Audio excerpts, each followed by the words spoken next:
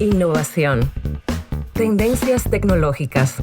Especialistas y emprendedores nos cuentan cómo están usando la tecnología en su día a día. Emily y Ketty te dan la bienvenida a Socialicity. Estamos muy felices de encontrarte en este 7º episodio de la 2ª temporada de Socialicity. Como ya sabes, estamos siempre buscando formas de compartir contigo las diferentes maneras en las cuales están siendo usadas las tecnologías de la información y la comunicación en nuestra sociedad. Desde nuestros inicios en este podcast hemos estado buscando la mejor manera de compartirte contenido de valor, por lo que hemos estado en un proceso constante de mejora continua. Quienes nos escuchan estarán de acuerdo en que en la vida siempre estamos en la búsqueda de la mejora, ya sea en el ámbito personal, profesional, espiritual, económico, social, en fin, en las diferentes áreas y aspectos de nuestras vidas. Y es justamente tomando en cuenta esto que hoy tenemos la dicha de que nos acompañe un sensei en la mejora continua, Carlos Ruiz. Carlos es director de mejora continua y excelencia operativa de World Vision International. Cuenta con más de 20 años de experiencia en mejora continua, liderazgo, desarrollo organizacional y estrategia. Quienes hemos tenido la dicha de compartir con él, le describimos como un profesional apasionado, intrépido, talentoso, con una extraordinaria capacidad para conectar con la gente. Se preocupa por el bienestar de quienes les rodean y les apoya en su crecimiento. Bienvenido, Carlos Ruiz. Qué fortuna que nos acompañes en este episodio. Oye, Ketty y Emily, no, con esa introducción ya me doy por bien servido, caray. Un abrazo, amigo. Qué bueno que estás aquí. No, el gusto es mío. Estoy tan contento y estaba yo tan emocionado de poder estar con ustedes y compartir algunas de las vivencias y experiencias que hemos tenido a lo largo de los años. Así es que, pues nada, feliz y afortunado de estar con ustedes. Nosotras también. Hemos hecho una breve introducción tuya, Carlos, pero queremos que seas tú quien nos cuente acerca de ti, de dónde vienes y cómo ha sido ese camino para llegar hasta el hombre que eres hoy en día. Entonces tendríamos que pasarnos unas buenas horas aquí charlando. Así es que me traje mi café. Si escuchan que algo relacionado con agua, es el café que estoy sirviendo. Ay, súper.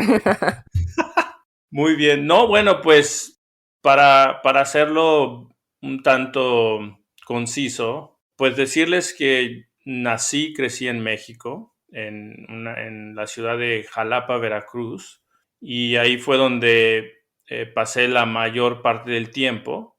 Más adelante me vine a estudiar a Estados Unidos en la preparatoria como estudiante de intercambio, y ahí es donde comencé un poquito a ampliar mis horizontes y a tener ciertos intereses. Después regresé a México y ahí estudié la universidad en la Ciudad de México. Estudié ingeniería industrial y más adelante estuve viviendo también en la ciudad de Querétaro, que es una ciudad cercana a la Ciudad de México. Y después de vivir unos años ahí en Querétaro, me moví para Estados Unidos, donde actualmente estoy viviendo con mi familia. Yo vivo en California y ya llevamos aquí más de 10 años. Parece que fue ayer, pero ya tenemos bastante tiempo viviendo aquí. Así es que, en breve, esa es un poquito la historia de los diferentes movimientos que hemos hecho a lo largo de los años. ¿Cómo fue que se te presentó esta oportunidad de irte a estudiar a Estados Unidos? O sea, ¿cómo esa oportunidad se presenta donde tú vives y cuáles fueron eso que te motivó a, digamos, que aceptar la experiencia? Fíjate que mi papá siempre hizo mucho énfasis en los idiomas. Y digo, sé que es un tema que a ustedes también les apasiona, ¿no? El tema de los idiomas. Pero cuando era yo niño, mi papá hizo mucho énfasis en el tema de los idiomas y siempre me inculcó el irme perfeccionando en el idioma inglés. Entonces, cuando estaba yo en la prepa, tuve algunos amigos que se pudieron venir de intercambio a Estados Unidos. Y fue ahí donde comenzó el interés de perfeccionar el idioma y de experimentar otras culturas, que era otra de las cosas que también siempre me han apasionado. Y es así como me aferro un poquito a las oportunidades. En aquel tiempo, pues imagínense, hace ya muchos años no había tanta información, la tecnología no estaba tan al alcance, pero fue a través de referencias y cosas así que empecé a aplicar en diferentes programas, y de hecho me rechazaron en un par de veces porque no tenía yo el nivel, digamos, suficiente de inglés, pero pues con la perseverancia logré esa oportunidad de poder estar un año, lo cual me sirvió para poder seguir perfeccionando el idioma. Excelente forma de digamos que aprovechar esa oportunidad para, aparte de perfeccionar el idioma, como que es muy difícil salir de nuestros países. La gente lo ve como algo, es algo que llena mucho de ilusión y de expectativa, pero al mismo tiempo, de seguro tú enfrentaste situaciones allá en otro país donde tú no tenías familiares, ¿cierto? Sí, y fíjense que para su audiencia, y espero que haya muchos jóvenes, ¿verdad?, que nos estén escuchando y que la sigan y que se den cuenta de que, bueno, los idiomas, ¿verdad?, son los que nos ayudan a cruzar fronteras. Y sí, efectivamente, el vivir en otro país representa muchísimos retos, pero también es bueno, sobre todo para aquellas personas que están apenas abriéndose paso en su carrera y que tienen ese interés, que lo intenten, porque uno cuando está en esa etapa donde estás descubriendo cuáles son tus gustos, cuál es tu carrera, hacia dónde te vas a dirigir, son esas experiencias las que van formando una visión mucho más clara acerca de las cosas que te gustan o las cosas que no te gustan, ¿verdad? Porque también en ese proceso de experimentar, pues te das cuenta que hay algunas cosas que para las que a lo mejor no estás necesariamente diseñado, ¿no? Exacto, es una forma de expandir, digamos que, o sea, es algo que te transforma, yo diría, porque como que inclusive más cuando tú en tu juventud lo haces, porque siempre como que al estar en nuestro entorno familiar, como que nos vamos acostumbrando a esa cajita de cuidados, de zona de confort, pero cuando tomamos esa decisión, rompemos con muchos miedos inclusive que teníamos infundados, y eso nos configura en gran forma para nuestro futuro. La parte que mencionabas de la carrera de industrial, ¿de dónde sale ese estudiar la carrera? ¿Qué influenció esa decisión? Sabes que me encanta que me hagas esos comentarios después de las respuestas que te doy, porque la forma en la que lo articulas me hace aprender más, ¿verdad? Porque sí, efectivamente, no lo había yo visto así, pero sí es un proceso de transformación al cual uno se somete, digo, a través de las diferentes experiencias que uno va teniendo. Tratando de contestar a esta pregunta de la parte de ingeniería industrial, y es otro mensaje, ¿verdad? La charla espero que esté llena de mensajes para aquellas personas que están interesadas también en ir formando sus carreras. Algo que a veces a los jóvenes los angustia un poco es el saber exactamente qué carrera van a escoger, ¿no? O qué camino van a seguir. Pero el mensaje para los jóvenes es que no necesariamente cuando uno toma la decisión, por ejemplo, en el caso mío de estudiar ingeniería industrial, yo estaba 100% seguro de que eso era lo que quería, sino que es a través precisamente de experimentar y de tomar ciertas decisiones que uno va a aprender. Y a través del aprendizaje es que uno va descubriendo las cosas para las cuales uno siente más pasión, ¿verdad? O para las cuales uno le gustaría dedicarse. En mi caso, a mí siempre me ha gustado conocer un poquito siempre digo, me gusta conocer un poquito de todo. Y yo sabía que la ingeniería industrial era una ingeniería, un tipo de ingeniería que tiene un poquito de todas las ingenierías. O sea, yo sabía que iba a tener que saber acerca de ingeniería civil, de ingeniería electrónica, mecánica, etcétera. Y eso fue lo que me llamó la atención y por eso decidí estudiar ingeniería industrial. Me parece estupendo el mensaje que das porque no es algo que la juventud suele escuchar mucho. Yo recuerdo inclusive todavía en esta generación donde hay mucha frustración producto de que se ven personas que desde pequeñas o pequeños dicen, no, yo siempre quise estudiar medicina o yo siempre quise ser tal cosa, pero hay un gran segmento de la juventud que todavía en los veintitantos no tiene idea de qué quiere estudiar. Y como que llevar ese mensaje de que no es, o sea, en la vida lo que tú dices, es importante de conocer de varios aspectos, de no quedarnos estancados, yo creo que sería como la palabra, como de hacer algo, o sea, de mantenernos actualizándonos en algo, en los idiomas, como tú bien dices, en diferentes áreas importantes y como que no es de atrás para adelante que se da ese proceso de saber qué es lo que nos gusta, lo que nos apasiona. Es algo como que emprendemos una aventura y en el camino de esa aventura nos vamos dando cuenta cuáles son aquellas cosas que nos llaman la atención y nos apasionan.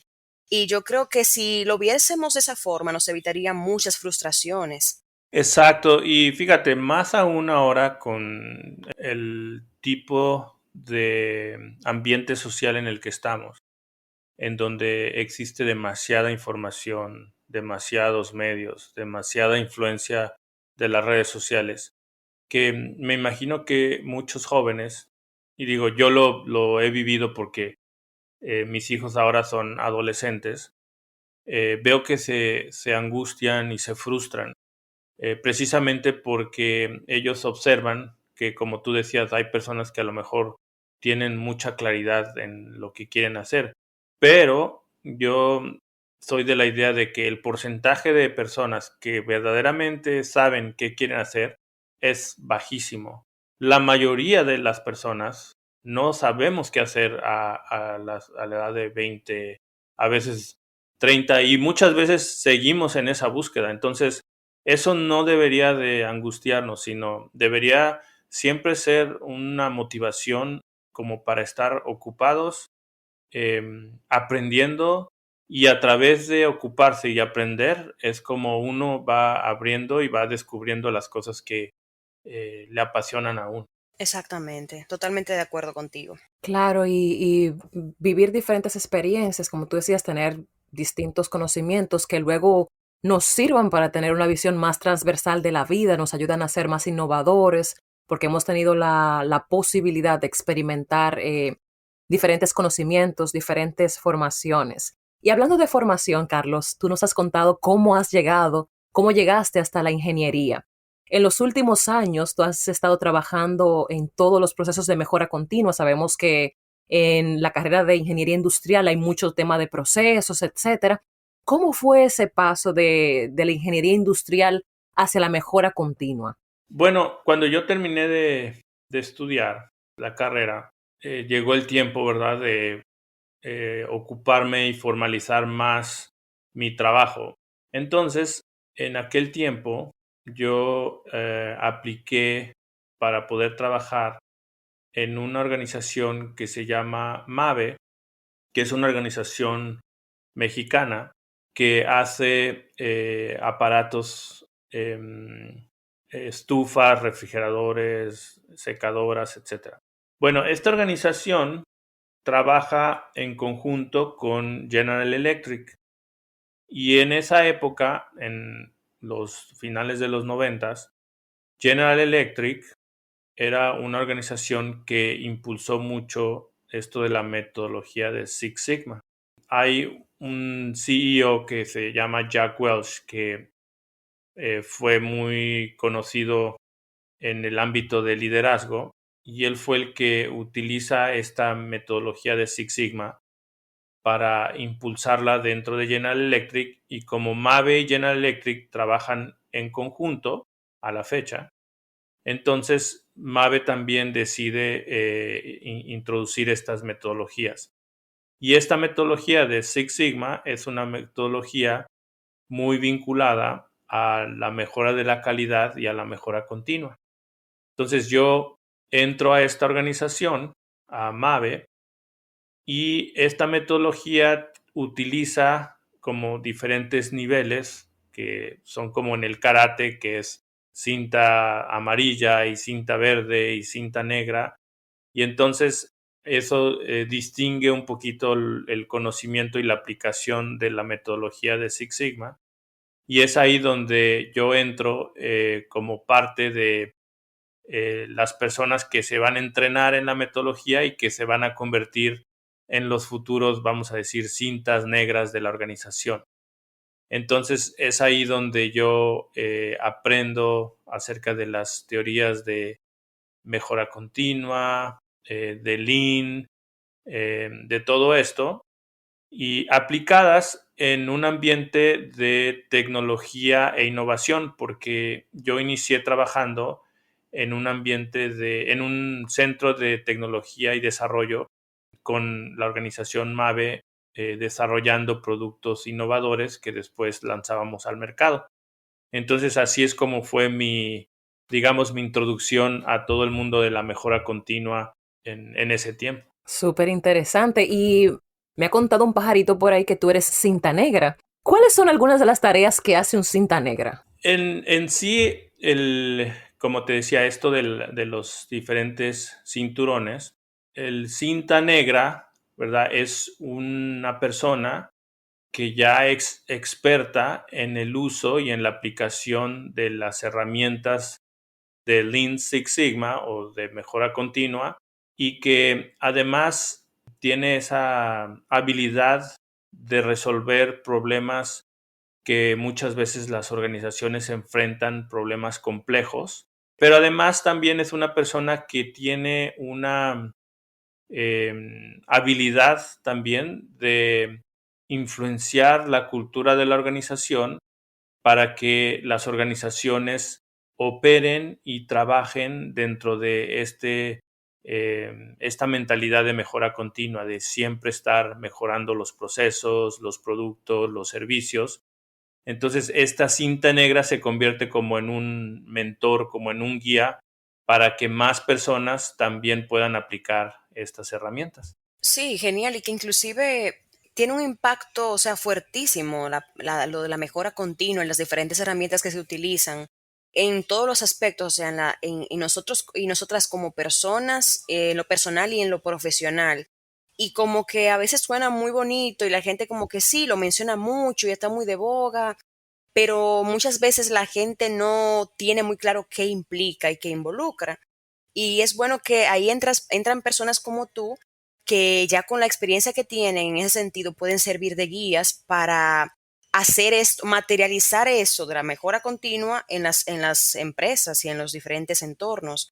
Desde tu experiencia, ¿cómo te has amparado de la tecnología para estos procesos, para, digamos que apoyar en tu proceso de apoyo a esas empresas como mentor? Claro que sí. Bueno, primero me gustaría hacer una conexión o un vínculo al punto donde tú y yo nos conocimos, porque creo que es muy valioso para la audiencia saber de que cuando yo trabajé muchos años en todo esto, en las organizaciones de manufactura, pero a partir de hace aproximadamente unos 8 años que yo decidí cambiar el giro totalmente a un giro mucho más de hacer mejora continua, pero en organizaciones sin fines de lucro.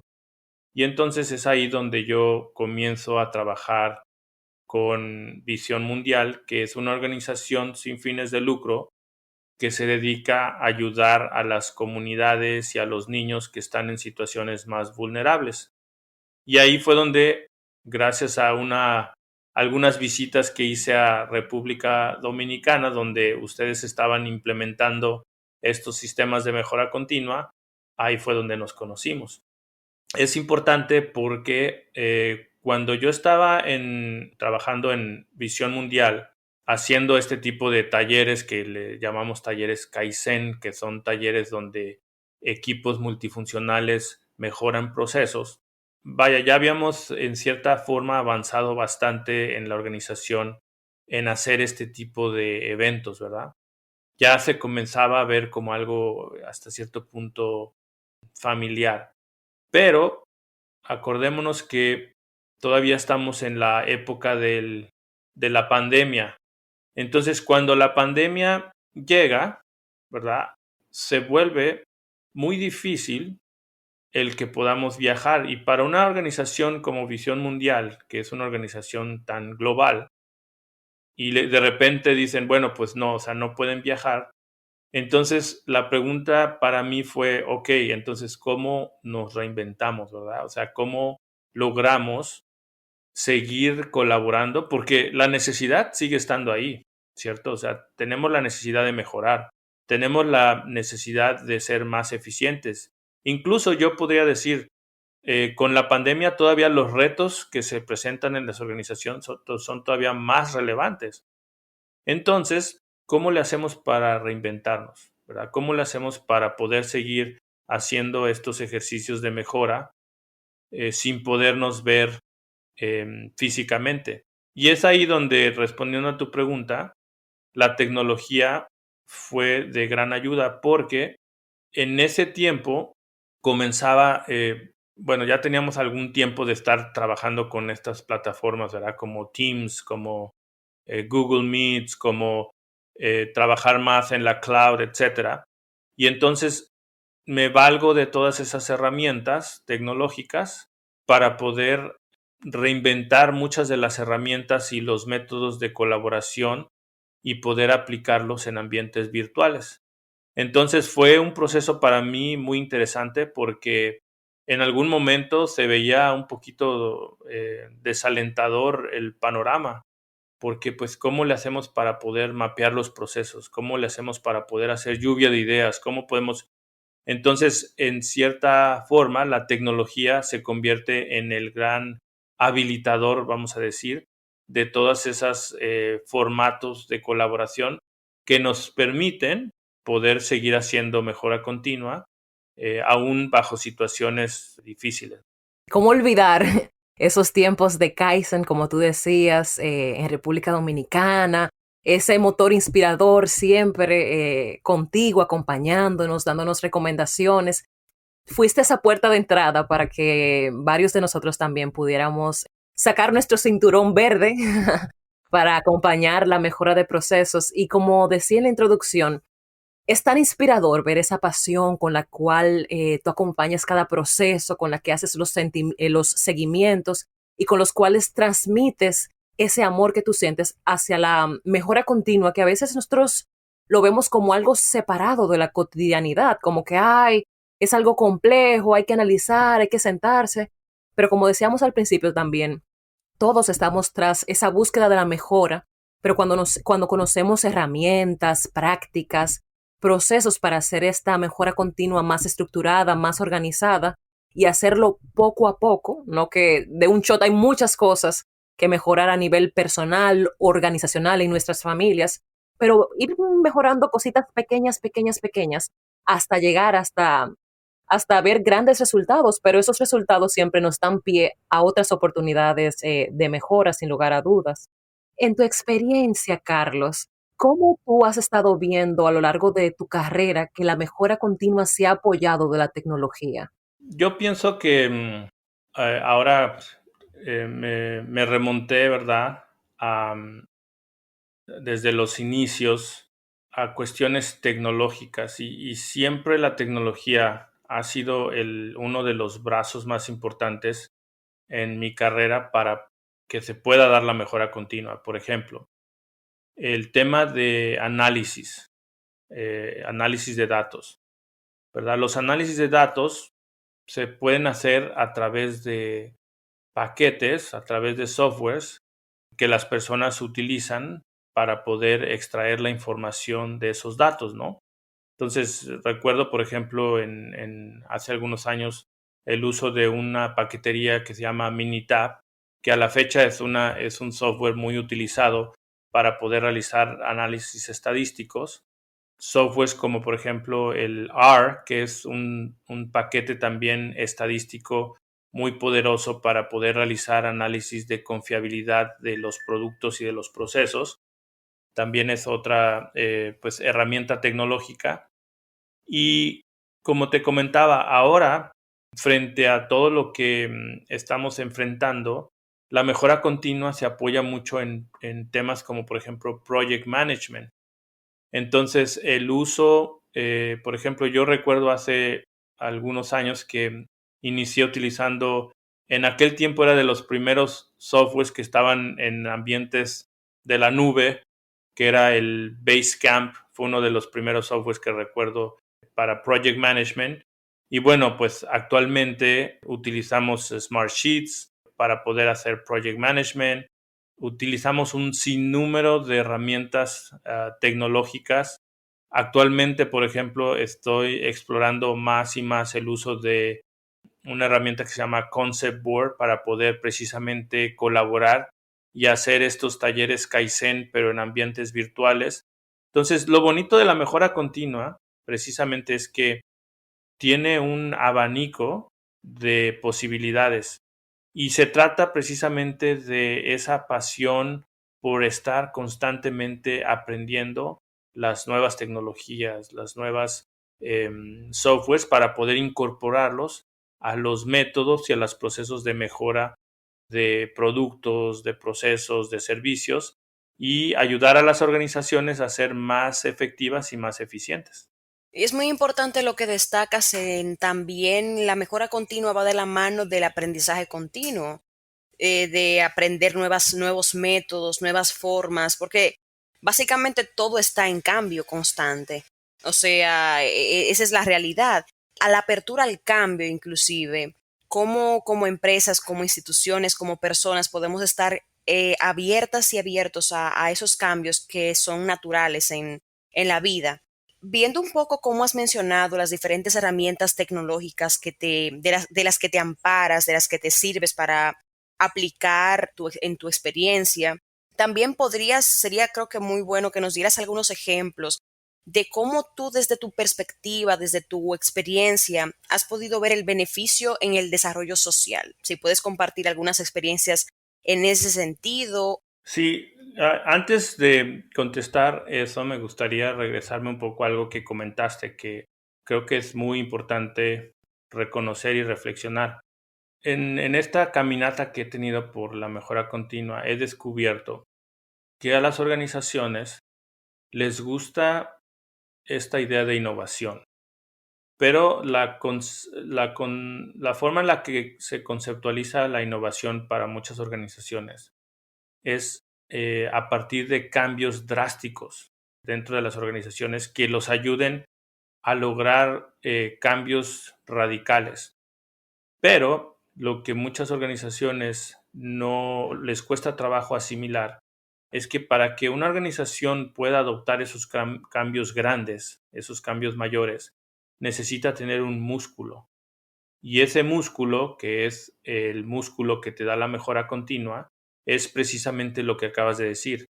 Es el poder tener una cultura donde las personas están abiertas y tienen la capacidad de cambiar. Porque si el músculo de la mejora continua no se fomenta, entonces las organizaciones van a tener que invertir demasiado, va a ser muy dolorosa la innovación, porque las personas no están listas para poder adoptar esos cambios mayores. En cambio, si se hace una aproximación de la mejora continua y la innovación en conjunto, entonces las prácticas y la cultura que habilita la mejora continua va a ser la misma que va a permitir esos cambios mayores dentro de las organizaciones. Y de hecho, podríamos decir que se va a dar hasta cierto punto de una forma más orgánica. Ahora, retomando el tema que comentabas, ¿no? Acerca del impacto social. Bueno, yo lo vería desde dos ángulos. Algo que, y digo, eso fue algo que yo fui comprendiendo a través de los años. Es que las organizaciones, ahorita está muy de moda el tema del liderazgo humano. Y es que, miren, las organizaciones, aun cuando queramos seguir pensando que las organizaciones están diseñadas para producir, lo cual es cierto, pero las organizaciones no se pueden separar de las necesidades humanas que tenemos los trabajadores dentro de esas organizaciones o las personas que estamos impactando, ¿verdad? A través de las organizaciones.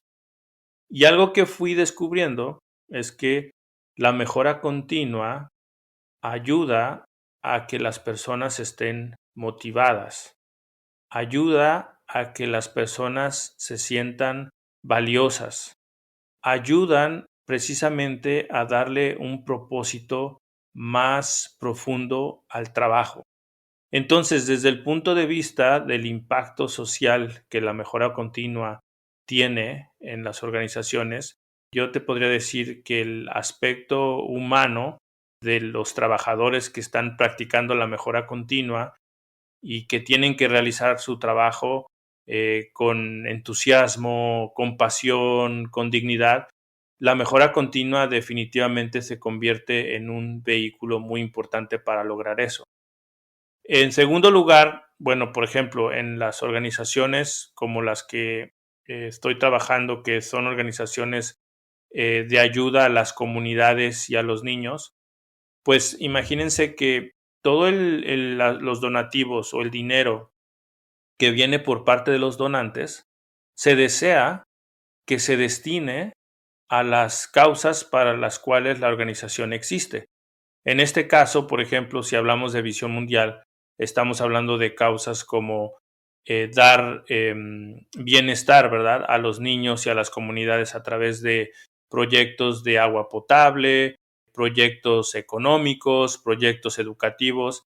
Entonces, si las organizaciones destinan esos o desvían, vamos a usar esa palabra, desvían los recursos en ineficiencias, entonces las personas pues no van a estar dispuestas a invertir en este tipo de organizaciones.